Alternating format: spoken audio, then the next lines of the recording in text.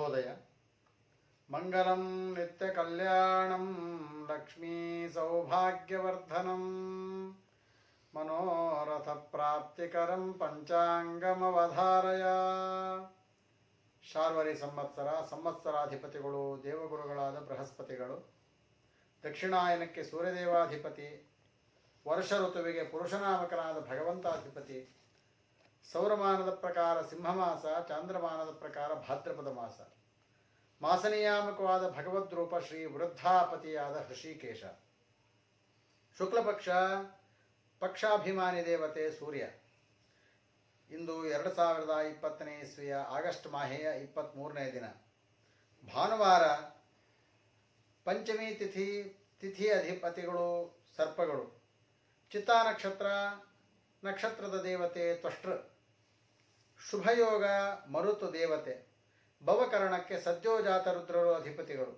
ಶ್ರಾದ್ದದ ತಿಥಿ ಪಂಚಮಿ. ಸೂರ್ಯೋದಯ 6 ಗಂಟೆ 12 ನಿಮಿಷಕ್ಕೆ, ಸೂರ್ಯಾಸ್ತ 6 ಗಂಟೆ 47 ನಿಮಿಷಕ್ಕೆ, ರಾಹುಕಾಲ 4 ಗಂಟೆ 30 ನಿಮಿಷದಿಂದ 6 ಗಂಟೆಯವರೆಗೆ. ಇಂದಿನ ವಿಶೇಷ: ಸ್ತ್ರೀಯರು ರಜಸ್ವಲ ದೋಷದ ಪರಿಹಾರಕ್ಕೋಸ್ಕರವಾಗಿ ಆಚರಿಸುವಂಥದ್ದು ಈ ಮನ್ವಂತರದ ಸಪ್ತ ಋಷಿಗಳಾದ ಕಶ್ಯಪ, ಅತ್ರಿ, ಭರದ್ವಾಜ, ವಿಶ್ವಾಮಿತ್ರ, ಗೌತಮ, ಜಮದಗ್ನಿ, ವಸಿಷ್ಠ ಅನ್ನುವ ಋಷಿಗಳೊಂದಿಗೆ ವಸಿಷ್ಠ ಋಷಿಗಳ ಪತ್ನಿಯಾದ ಅರುಂಧತಿಯನ್ನು ಸೇರಿಸಿ ಈ ಇಷ್ಟು ಜನ ಋಷಿಗಳ ಅಂತರ್ಗತನಾದ ಭಾರತೀ ರಮಣ ಮುಖ್ಯ ಪ್ರಾಣಾಂತರ್ಗತನಾದ ಅಂಬರಣೀಪತಿಯಾದ ವೇದವ್ಯಾಸ ದೇವರನ್ನು ಆರಾಧಿಸಬೇಕಾದ ದಿನ ಇವತ್ತು. ಈ ದಿವಸ ಇನ್ನಿಬ್ಬರು ಮಹನೀಯರ ಆರಾಧನೆಗಳಿದೆ. ಒಂದು ಶ್ರೀಪಾದರಾಜ ಮಠದ ಶಾಖಾ ಮಠದ ತಪೋನಿಧಿ ತೀರ್ಥರು ಅನ್ನುವಂಥವರ ಆರಾಧನೆ ಈ ದಿವಸ. ಅವರ ಚರಮ ಶ್ಲೋಕ ಹೀಗಿದೆ: ತೇಜೋನಿಧಿ ಕರಾಬ್ಜೋತ್ಥಂ ತಪಸಾ ಚಿಂತಿತಪ್ರದಂ ತಪೋನಿಧಿಂ ಮಹಾಪ್ರಾಜ್ಞಂ ವಂದೇ ವಾಗ್ವಜ್ರಬೋಧಕಂ.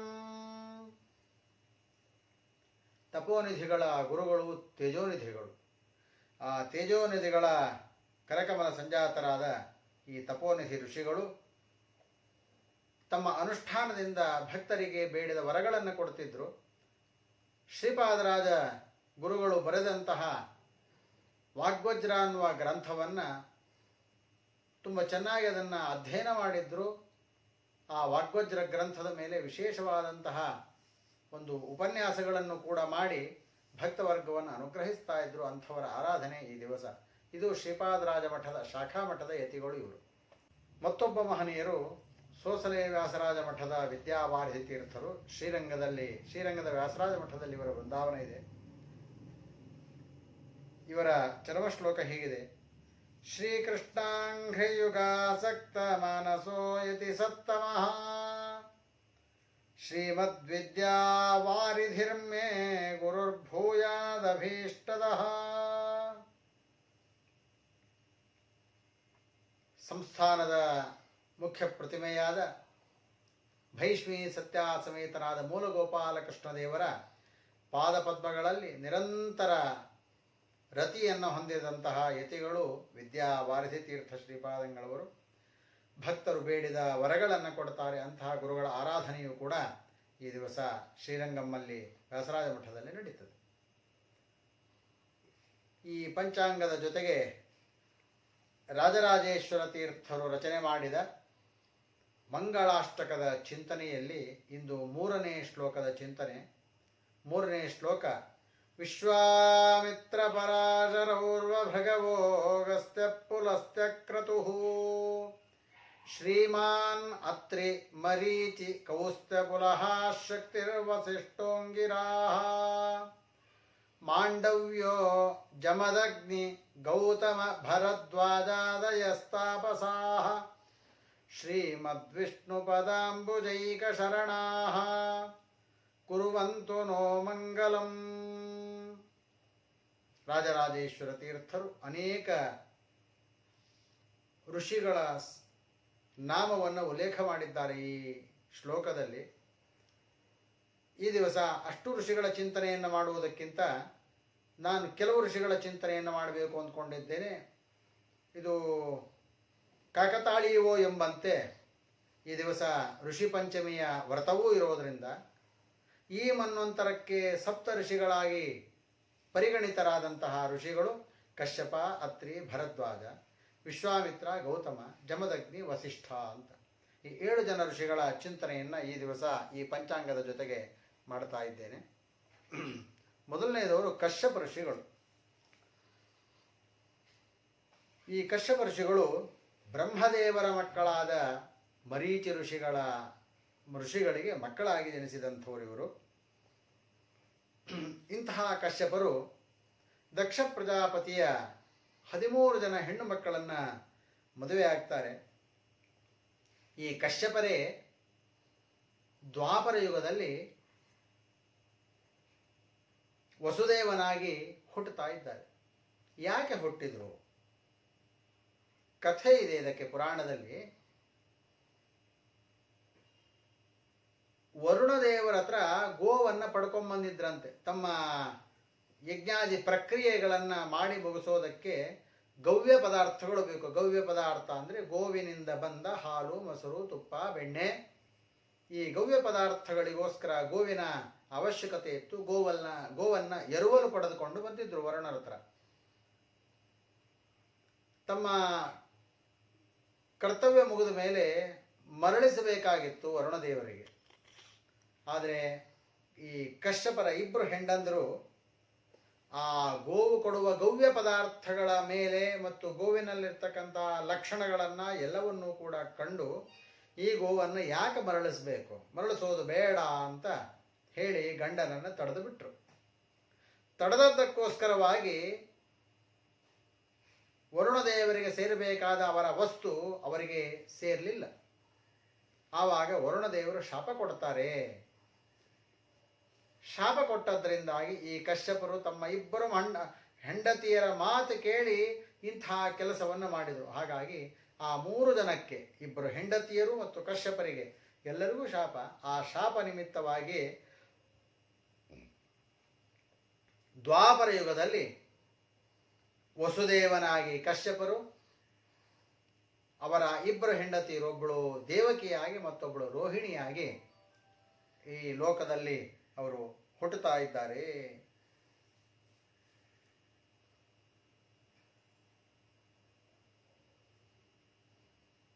ವಸುದೇವನಿಗೆ ಕಾರಾಗೃಹ ವಾಸ ಆಯ್ತಲ್ಲ, ಕಂಸ ಕಾರಾಗೃಹದಲ್ಲಿ ಜೈಲಿನಲ್ಲಿ ಬಂಧನ ಮಾಡಿದ. ಕಾರಣ ಏನು ಅಂದರೆ ದನಗಳನ್ನು ನಿರ್ಬಂಧಿಸಿದ ವಸುದೇವ, ಅಂದರೆ ಅವನು ಕಶ್ಯಪನಾದ ಕಾಲದಲ್ಲಿ. ಹಾಗಾಗಿ ವಸುದೇವನಿಗೆ ಕಾರಾಗೃಹ ವಾಸ ಆಯ್ತಂತೆ. ಇಂತಹ ಕಶ್ಯಪರು ಗೋತ್ರ ಪ್ರವರ್ತಕ ಋಷಿಗಳಲ್ಲಿ ಮೊದಲನೆಯವರು. ಸಾಮಾನ್ಯವಾಗಿ ಒಂದು ಧರ್ಮಶಾಸ್ತ್ರದಲ್ಲಿ ಒಂದು ಮಾತಿದೆ, ನಮ್ಮ ಗೋತ್ರ ಯಾವುದು ಅಂತ ನಮಗೆ ತಿಳಿಯದೆ ಹೋದರೆ ನಾವೆಲ್ಲರೂ ಕಶ್ಯಪರ ಸಂತಾನ. ಆದ್ದರಿಂದ ಗೋತ್ರ ಗೊತ್ತಿಲ್ಲದೆ ಇದ್ದವರು ಕಶ್ಯಪ ಗೋತ್ರ ಅಂತ ಹೇಳ್ಕೊಳ್ಬೇಕಂತ. ಆದರೆ ಗೊತ್ತಿಲ್ಲದೆ ಹೋದರೆ ನೇರವಾಗಿ ಕಶ್ಯಪ ಗೋತ್ರ ಅಂತ ಹೇಳಿಕೊಳ್ಳೋದಕ್ಕಿಂತ ನಿಮ್ಮ ಬಂಧುವರ್ಗ, ದೊಡ್ಡಪ್ಪನೋ ಚಿಕ್ಕಪ್ಪನೋ, ನಿಮ್ಮ ಬಂಧುವರ್ಗ ಯಾರು ಇರ್ತಾರೋ, ನಿಮ್ಮ ದಶವಾದ್ಯರು, ಅವರ ಹತ್ರ ಕೇಳಿ ನಮ್ಮ ಗೋತ್ರ ಯಾವುದು, ನಾವು ಯಾವ ಗೋತ್ರದವರು ಅಂತ ಕೇಳಿ ತಿಳ್ಕೊಳ್ಬೇಕು. ಗೊತ್ತಿಲ್ಲದೆ ಹೋದರೆ ಹೀಗೆ ಕಶ್ಯಪ ಗೋತ್ರ ಅಂತ ಹೇಳಬೇಕಂತ. ಹೀಗೆ ಗೋತ್ರ ಪ್ರವರ್ತಕ ಋಷಿಗಳಲ್ಲಿ ಆದ್ಯರು ಅಂದರೆ ಮೊಟ್ಟ ಮೊದಲಿಗರು ಕಶ್ಯಪರು. ಇನ್ನು ಈ ಮನ್ವಂತರದ ಸಪ್ತ ಋಷಿಗಳಲ್ಲಿ 2ನೇ ಋಷಿಗಳು ಅತ್ರಿ ಋಷಿಗಳು ಅಂತ ಅವರನ್ನು ಕರೀತೇವೆ. ಈ ಅತ್ರಿ ಋಷಿಗಳು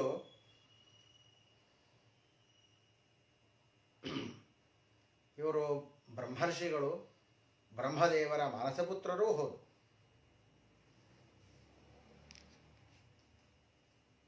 ಇಂತಹ ಅತ್ರಿ ಋಷಿಗಳು ಕರ್ದಮ ಪ್ರಜಾಪತಿಯ ಮಗಳಾದ ಅನಸೂಯಾದೇವಿಯನ್ನು ಮದುವೆ ಆಗ್ತಾರೆ. ಈ ಅತ್ರಿ ಮತ್ತು ಅನಸೂಯಾದೇವಿಯರು ತ್ರಿಮೂರ್ತಿಗಳು ತನಗೆ ಮಕ್ಕಳಾಗಿ ಅವತರಿಸಬೇಕು ಅಂತ ತಪಸ್ಸು ಮಾಡಿರ್ತಾರೆ. ಹಾಗಾಗಿ ಆ ತ್ರಿಮೂರ್ತಿಗಳು ಇವರಿಗೆ ಮಕ್ಕಳಾಗಿ ಅವತಾರ ಮಾಡುತ್ತಾರೆ. ದುರ್ವಾಸ ಮಹರ್ಷಿಗಳು ಅತ್ರಿ ಅನಸೂಯೆಯರ ಮಗನಾಗಿ ಅವತಾರ ಮಾಡ್ತಾರೆ. ಆ ದುರ್ವಾಸ ಮಹರ್ಷಿಗಳೇ ಸಾಕ್ಷಾತ್ ರುದ್ರದೇವರು ದುರ್ವಾಸನಾಗಿ ಅವತಾರ ಮಾಡಿದರು. ಬ್ರಹ್ಮದೇವರಿಗೆ ಬ್ರಹ್ಮಣೋನ್ ಅವತಾರೋಸ್ತಿ ಸನ್ನಿಧಾನಂತು ಕೇವಲಂ ಅನ್ನುವ ಪ್ರಮಾಣಾನುಸಾರ ಬ್ರಹ್ಮದೇವರಿಗೆ ಅವತಾರ ಇಲ್ಲ. ಮೂಲ ರೂಪದಲ್ಲಿ ಅವರು ಇರುವಂಥದ್ದು. ಬ್ರಹ್ಮದೇವರಿಗೆ ಅವತಾರ ಇಲ್ಲ, ಆದರೆ ಅವರ ಸನ್ನಿಧಾನ ಮಾತ್ರ ಉಂಟು. ಚಂದ್ರನಲ್ಲಿ ಬ್ರಹ್ಮದೇವರ ಸನ್ನಿಧಾನ ಇದ್ದು ಚಂದ್ರ ಅತ್ರಿ ಋಷಿಗಳ ಮಗನಾಗಿ ಅವತಾರ ಮಾಡುತ್ತಾನೆ. ವಾಸ್ತವಿಕವಾಗಿ ಚಂದ್ರ ಕ್ಷೀರ ಸಮುದ್ರವನ್ನು ಮಥನ ಮಾಡಿದಾಗ ಕ್ಷೀರ ಸಮುದ್ರದಿಂದ ಒಮ್ಮೆ ಬರ್ತಾನೆ, ಮತ್ತೊಮ್ಮೆ ಅತ್ರಿ ಋಷಿಗಳ ಮಗನಾಗಿ ಅವತಾರ ಮಾಡುತ್ತಾನೆ.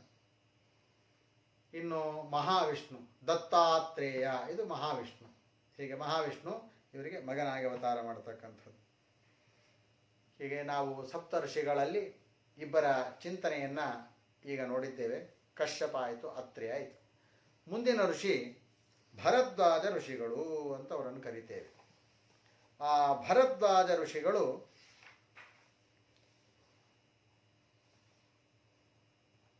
ಈ ಭರದ್ವಾಜರು ಉಚಥ್ಯನ ಮಡದಿಯಾದ ಮಮತೆಯಲ್ಲಿ ಜನಿಸಿದಂಥವರು. ಇಂತಹ ಭರದ್ವಾಜರು ಗಂಗಾ ನದಿ ತೀರದಲ್ಲಿ ತಪಸ್ಸು ಮಾಡ್ತಾ ಇದ್ದಾಗ ಘೃತಾಚಿ ಎನ್ನುವಂತಹ ದೇವಲೋಕದ ಅಪ್ಸರ ಸ್ತ್ರೀಯನ್ನು ಕಂಡು ಅವಳ ಸೌಂದರ್ಯಕ್ಕೆ ಮರುಳಾಗ್ತಾರೆ. ಅವರ ಪೌರುಷ ಶಕ್ತಿ ಅದು ಸ್ಖಲಿತವಾಗ್ತದೆ. ಅದನ್ನು ಒಂದು ಪಾತ್ರೆಯ ಒಳಗೆ, ದೊನ್ನೆಯ ಒಳಗೆ, ದ್ರೋಣದ ಒಳಗೆ ರಕ್ಷಣೆ ಮಾಡ್ತಾರೆ. ಆಗ ಆ ದ್ರೋಣದಿಂದ ಹುಟ್ಟಿ ಬಂದವನೇ ಭರದ್ವಾಜರ ಪುತ್ರ ದ್ರೋಣಾಚಾರ್ಯ. ಯಾವ ಕೌರವ ಪಾಂಡವರಿಗೆ ಧನುರ್ವಿದ್ಯೆಯನ್ನು ಉಪದೇಶ ಮಾಡಿದಂಥವರು ದ್ರೋಣಾಚಾರ್ಯರು. ಅಂಥವರು ಈ ಭರದ್ವಾಜ ಋಷಿಗಳ ಮಕ್ಕಳಾಗಿದ್ದಾರೆ. ಇನ್ನು ವಿಶ್ವಾಮಿತ್ರ ಮಹರ್ಷಿಗಳು ನಾಲ್ಕನೆಯದವರು. ಈ ವಿಶ್ವಾಮಿತ್ರ ಮಹರ್ಷಿಗಳು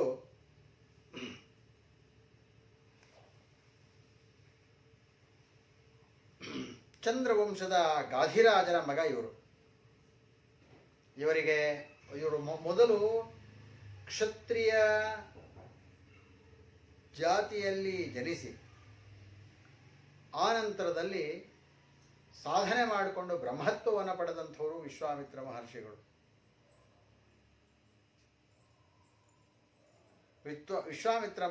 ವಿಶ್ವಾಮಿತ್ರರ ಮಡದಿ ಕೌಶಿಕಸ್ಯ ಯಥಾ ಸತೀ. ಸತಿ ಅಂತಕ್ಕಂಥವಳು ವಿಶ್ವಾಮಿತ್ರರ ಮಡದಿ. ಅವರಿಗೆ ಮತ್ತೊಂದು ಹೆಸರುಂಟು, ಹೈಮವತಿ ಅಂತಲೂ ಕೂಡ ಕರೀತಾ ಇದ್ದಾರೆ. ಇಂಥ ವಿಶ್ವಾಮಿತ್ರ ಮಹರ್ಷಿಗಳು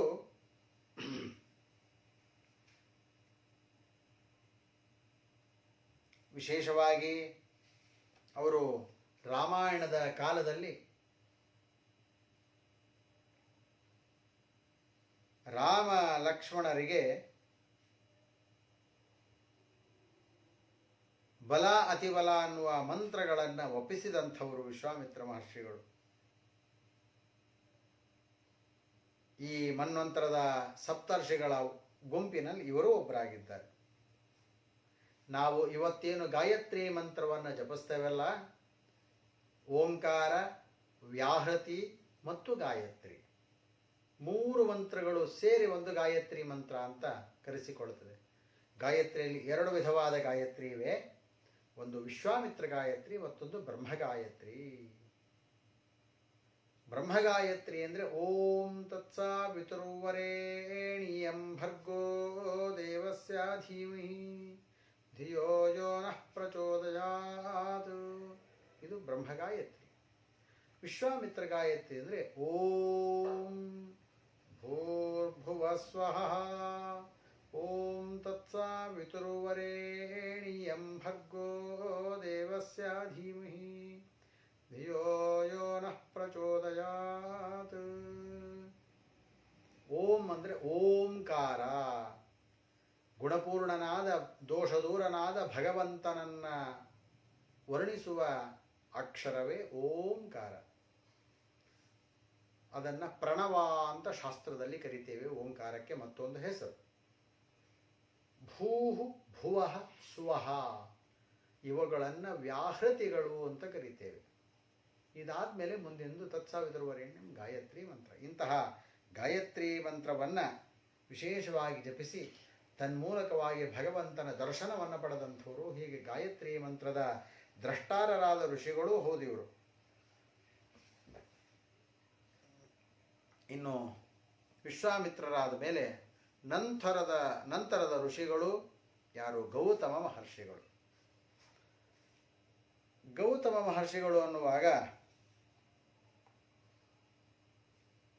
ಗೌತಮ ಮಹರ್ಷಿಗಳ ಪತ್ನಿ ಅಹಲ್ಯಾದೇವಿ. ಗೌತಮರು ಬೇಕಾದಷ್ಟು ಜನ ವಿದ್ಯಾರ್ಥಿಗಳಿಗೆ ಅಶನ, ವಸನ, ವಿದ್ಯೆ ಎಲ್ಲವನ್ನು ಕೊಟ್ಟು ಕಾಪಾಡಿದಂತಹ ಕುಲಪತಿಗಳಾಗಿ ಮೆರೆದಂಥವರು ಗೌತಮರು. ದೇಶದಲ್ಲಿ 12 ವರ್ಷ ಭೀಕರವಾದ ಬರಗಾಲ ಬಂದಾಗ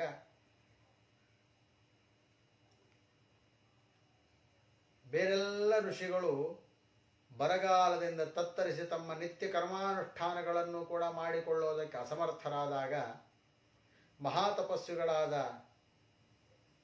ವಿದ್ಯಾಪಕ್ಷಪಾತಿಗಳಾದ ವಿದ್ಯಾರ್ಥಿಗಳ ಪೋಷಕರೂ ಆದ ಯಾವ ಗೌತಮರ ಆಶ್ರಮಕ್ಕೆ ಬಂದು, ಸ್ವಾಮಿ, ನಿಮ್ಮ ಆಶ್ರಮದಲ್ಲಿ ನಿಮ್ಮ ತಪಸ್ಸಾಮರ್ಥ್ಯದಿಂದ ಕಾಲಕ್ಕೆ ಮಳೆ ಬೆಳೆ ಎಲ್ಲವೂ ಇದೆ. ಹಾಗಾಗಿ ನಾವು ನಿಮ್ಮ ಆಶ್ರಮದಲ್ಲಿದ್ದು ನಮ್ಮ ಆಶ್ರಮೋಚಿತವಾದ ಕರ್ಮಾನುಷ್ಠಾನ ಮಾಡಿಕೊಡ್ತೇವೆ, ನಮಗೆ ಅವಕಾಶ ಮಾಡಿಕೊಡಿ ಅಂತ ಕೇಳಿದಾಗ ಅವಕಾಶ ಮಾಡಿಕೊಟ್ಟಂತಹ ಮಹನೀಯರು ಈ ಗೌತಮ ಮಹರ್ಷಿಗಳು. ಇಂತಹ ಗೌತಮ ಮತ್ತು ಅಹಲ್ಯೆಯರಿಗೆ 5 ಜನ ಮಕ್ಕಳು ಜನಿಸ್ತಾರೆ.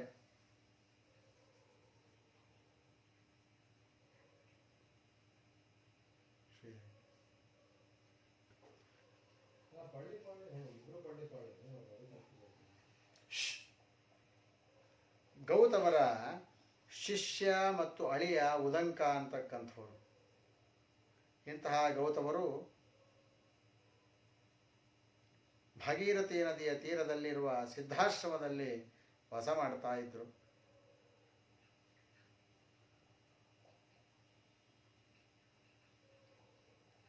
ಅಹಲ್ಯ ತಪ್ಪು ಮಾಡಿದಾಗ ತನ್ನ ಮಡದಿಯಾದ ಅಹಲ್ಯೆಗೆ ಮಾಡಿದ ತಪ್ಪಿಗೆ ಶಿಕ್ಷೆಯನ್ನು ನೀಡಿ ನಂತರ ಈ ಗೌತಮರ ಮಡದಿಯಾದ ಅಹಲ್ಯೆಯು ಶ್ರೀರಾಮನ ಪಾದದ ಸ್ಪರ್ಶದಿಂದ ಮತ್ತೆ ಮಾನವೀಯಾದಳು, ಅಂದರೆ ಮನುಷ್ಯಳಾದಳು. ಇಂಥವರು ನಮ್ಮ ಈ ಕಲ್ಪಕ್ಕೆ, ಅಂದರೆ ಈ ಮನ್ವಂತರದಲ್ಲಿ ಸಪ್ತಋಷಿಗಳ ಗುಂಪಿನಲ್ಲಿರುವಂತಹ ಋಷಿಗಳು ಗೌತಮ ಮಹರ್ಷಿಗಳು. ಇನ್ನು ನಂತರದಲ್ಲಿ ಜಮದಗ್ನಿ ಮಹರ್ಷಿಗಳು ಅಂತ ಕರಿತೇವೆ. ಈ ಜಮದಗ್ನಿ ಮಹರ್ಷಿಗಳು ರುಚಿಕ ಅಂತಕ್ಕಂತಹ ಮುನಿಯ ಮಗ ಇವರು.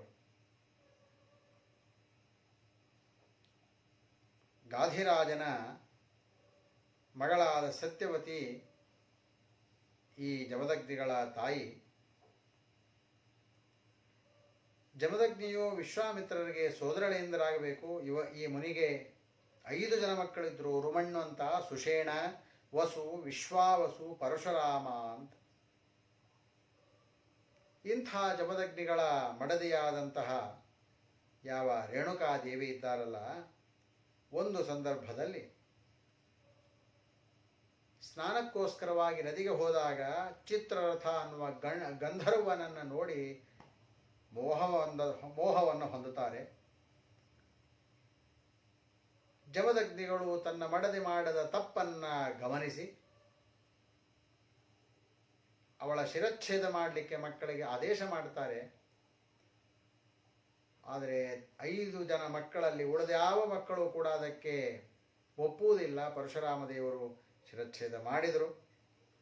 ಮಾಡಿ ತಂದೆ ನನ್ನ ಮಾತಿಗೆ ಪಿತೃವಾಕ್ಯವನ್ನು ಪರಿಪಾಲಿಸಿದ್ದಿ ಮಗು, ನಿನಗೇನು ಬೇಕು ವರ ಕೇಳು ಅಂದಾಗ ಮೃತಳಾದ ನನ್ನ ಅಮ್ಮನನ್ನು ಪುನರುಜ್ಜೀವನಗೊಳಿಸಬೇಕು, ಅಮ್ಮನನ್ನು ಬದುಕಿಸಿಕೊಡಿ ಅಂತ ಕೇಳ್ತಾ ಇದ್ದಾರೆ. ಪರಶುರಾಮ ಅಂದರೆ ಸಾಕ್ಷಾತ್ ಶ್ರೀಹರಿ ಶ್ರೀಮನ್ನಾರಾಯಣ.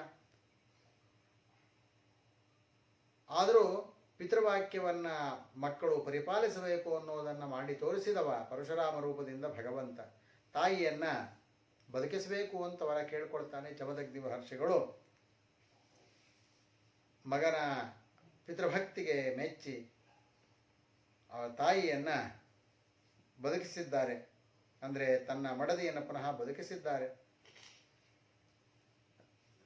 ಇನ್ನು ಕಡೆಯ ಋಷಿಗಳು ವಸಿಷ್ಠ ಮಹರ್ಷಿಗಳು ಅಂತ ಅವರನ್ನು ಕರಿತೇವೆ. ಈ ವಸಿಷ್ಠ ಮಹರ್ಷಿಗಳು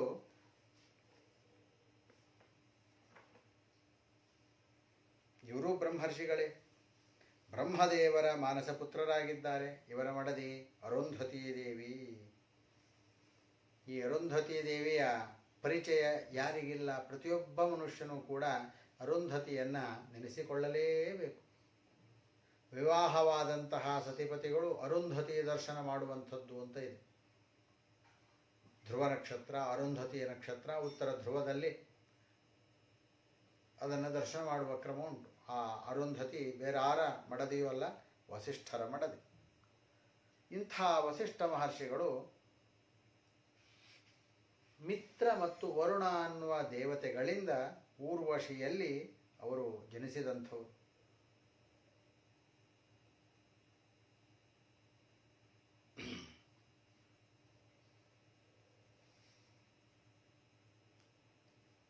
ಈ ವಸಿಷ್ಠ ಮಹರ್ಷಿಗಳ ಜನನಕ್ಕೆ ಒಂದು ಹಿನ್ನೆಲೆ, ಒಂದು ಕಥೆ ಇದೆ.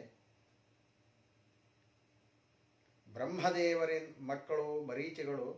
ಮರೀಚಿಯ ಮಗ ಕಶ್ಯಪ. ಈ ಕಶ್ಯಪನಿಗೆ ಅದಿತಿ ಎನ್ನುವ ಮಡದಿಯಲ್ಲಿ ಮಿತ್ರಾವರುಣ ಅನ್ನುವಂತಹ ಅವಳಿ ಮಕ್ಕಳು ಜನಿಸ್ತಾರೆ. ಈ ಇಬ್ಬರು ಮಿತ್ರಾವರುಣರು ಒಂದು ಶ್ರೇಷ್ಠವಾದ ಯಜ್ಞವನ್ನು ಮಾಡುತ್ತಾರೆ. ಆ ಯಜ್ಞಕ್ಕೆ ದೇವತೆಗಳು, ಗಂಧರ್ವರು, ಪಿತೃಗಳು ಎಲ್ಲರೂ ಬಂದಿರ್ತಾರೆ. ಜೊತೆಗೆ ಅಪ್ಸರೆಯಲ್ಲಿ ಒಬ್ಬಳಾದಂತಹ ಊರ್ವಶಿ, ಬದರಿಯ ನಾರಾಯಣ ದೇವರ ತೊಡೆಯಿಂದ ಹುಟ್ಟಿದಂಥವಳು, ನಾರಾಯಣ ದೇವರ ಪುತ್ರಿ ಊರ್ವಶಿ. ಅವಳು ಕೂಡ ಅಪ್ಸರೆಯೂ ಕೂಡ ಬಂದಿದ್ಳು. ಯಜ್ಞದಲ್ಲಿ ದೀಕ್ಷಿತರಾದಂತಹ ಆ ಮಿತ್ರಾವರುಣರ ದೃಷ್ಟಿ ಊರ್ವಶಿ ಮೇಲೆ ಬಿತ್ತು. ಆಗ ಮಿತ್ರಾವರುಣರು ಆಕೆಯ ರೂಪ ಲಾವಣ್ಯಗಳಿಗೆ ಮನಸೋತು ಅವರಲ್ಲಿ ವಿಕಾರ ಉಂಟಾಯಿತು. ಅವರ ಬ್ರಹ್ಮಚರ್ಯ, ಅದುವರೆಗೂ ಪಾಲಿಸಿಕೊಂಡು ಬಂದಂತಹ ಬ್ರಹ್ಮಚರ್ಯವು ಶಿಥಿಲವಾಯಿತು. ಬ್ರಹ್ಮಚರ್ಯವು ಶಿಥಿಲವಾಗಿ ಅವರ ಪುರುಷ ಶಕ್ತಿ ಜಾರಿತು. ಅದನ್ನು ಒಂದು ಕುಂಭದಲ್ಲಿಟ್ಟು ಅವರು ರಕ್ಷಣೆ ಮಾಡ್ತಾರೆ. ಅದರಲ್ಲಿ ಇಬ್ಬರು ಮುತ್ತಿನಂತಹ 2 ಮಕ್ಕಳು ಜನಿಸ್ತವಂತೆ. ಆ 2 ಮಕ್ಕಳಲ್ಲಿ ಮೊದಲನೆಯ ಮಗ ಅಗಸ್ತ್ಯ. ಆ ನಂತರದ ಕುಂಭದಲ್ಲಿದ್ದ ನೀರನ್ನು ಸರೋವರದಲ್ಲಿ ಚೆಲ್ಲಿದಾಗ ಆ ಸರೋವರದಲ್ಲಿ ತೇಲ್ತಾ ಮೇಲೆ ಬಂದಂತಹ ಮಗುವೇ ತೇಲ್ತಾ ಸಾಗಿ ಬಂತು. ಕಮಲದ ದಳದ ಮೇಲೆ ಕೂತು ಬಿಡುತ್ತಂತೆ ಮಗು. ಹೀಗೆ ನೀರಿನಲ್ಲಿ ಹಾಕಿದಾಗ ನೀರು ಕುಡಿದು ಮಗು ಸಾಯಬೇಕು, ಸಾಯಲಿಲ್ಲ. ಮಗು ತೇಲಿತು ಅಂದರೆ ಪ್ರಾಣ ಹೋಗಿದೆ ಅಂತ ಅರ್ಥ ಅಲ್ಲ, ಬದುಕಿದ ಮಗುವೇ ತೇಲಿ ಬಂದಿದೆ.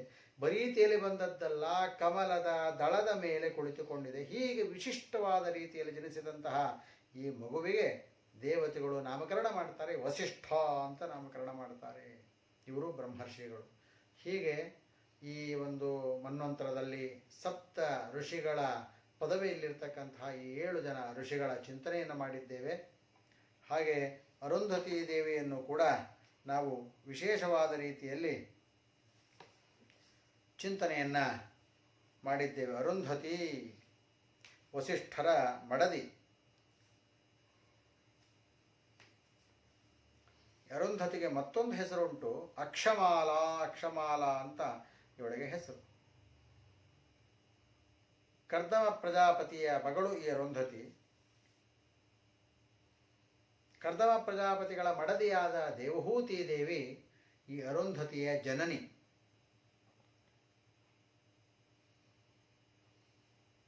ಇಂತಹ ಅರುಂಧತಿ ದೇವಿ ಬಹಳ ಸುಂದರಿ.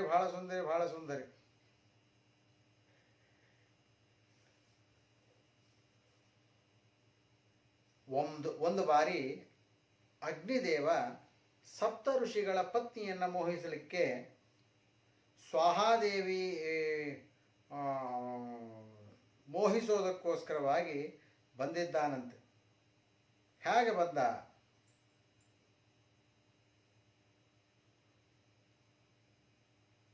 ಬರುವಾಗಲೇ ರೂಪಾಂತರದಲ್ಲಿ ಬಂದಿದ್ದಾನಂತೆ ಶ್ರೀ.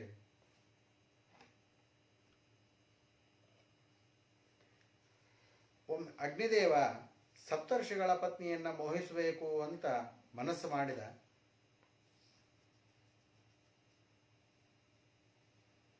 ಸ್ವಾಹಾದೇವಿ ಉಳಿದ ಋಷಿಗಳ ಪತ್ನಿಯರ ರೂಪವನ್ನ ಸ್ವೀಕಾರ ಮಾಡಿದ್ದಾಳೆ. ಅರುಂಧತಿಯ ರೂಪವನ್ನು ಮಾತ್ರ ಸ್ವೀಕಾರ ಮಾಡಲಿಕ್ಕಾಗಲಿಲ್ಲ ಅಂತ. ಅರುಂಧತಿಯ ರೂಪವನ್ನು ಮಾತ್ರ ಧರಿಸಲಾರದೆ ಉಳಿದ ಆಕಾರದಿಂದ ಉಳಿದ ಋಷಿಗಳ ಹೆಂಡತಿಯರ ರೂಪದಿಂದ ಅಗ್ನಿದೇವರನ್ನು ಸಂತೋಷಪಡಿಸಿದಳಂತೆ. ಹೀಗೆ ಪರಮ ಮಂಗಳಕರಳಾದಂಥವಳು, ಸ್ತ್ರೀಯರಿಗೆ ವಿಶೇಷವಾಗಿ ಮುತ್ತೈದೆತನವನ್ನು ಕೊಡುವಂತಹ ಋಷಿ ಪತ್ನಿ ಅಂದರೆ ಅರುಂಧತಿ ದೇವಿ ಅಂತ ಕರೀತಾ ಇದ್ದಾರೆ. ಹೀಗೆ ಈ ದಿವಸ ಋಷಿಪಂಚಮಿ ನಿಮಿತ್ತವಾಗಿ ನಮ್ಮ ಮಂಗಳಾಷ್ಟಕದಲ್ಲಿ ಬರುವ ಋಷಿಗಳ ಚಿಂತನೆಯಲ್ಲಿ ಈ ಒಂದು ಕಲ್ಪಕ್ಕೆ ಅಥವಾ ಈ ಮನ್ವಂತರಕ್ಕೆ ಸಂಬಂಧಪಟ್ಟ ಸಪ್ತರ್ಷಿಗಳ ಚಿಂತನೆಯನ್ನು ಇಲ್ಲಿಗೆ ಸಮಾಪ್ತಿಗೊಳಿಸ್ತಾ ಇದ್ದೇನೆ. ತಿಥೇಶ್ಚ ಕ್ಷೇಮಾಪ್ನೋತಿ ವಾರಾದ ಆಯುಷ್ಯವರ್ಧನಂ ನಕ್ಷತ್ರಾತ್ ಧರತೆ ಪಾಪಂ ಯೋಗಾತ್ ರೋಗ ನಿವಾರಣಂ ಕರಣಾತ್ ಕಾರ್ಯಸಿದ್ಧಿ ಸ್ಯಾತ್ ಪಂಚಾಂಗ ಫಲಮುತ್ತಮಂ. ಓಂ ಸ್ವಸ್ತಿ.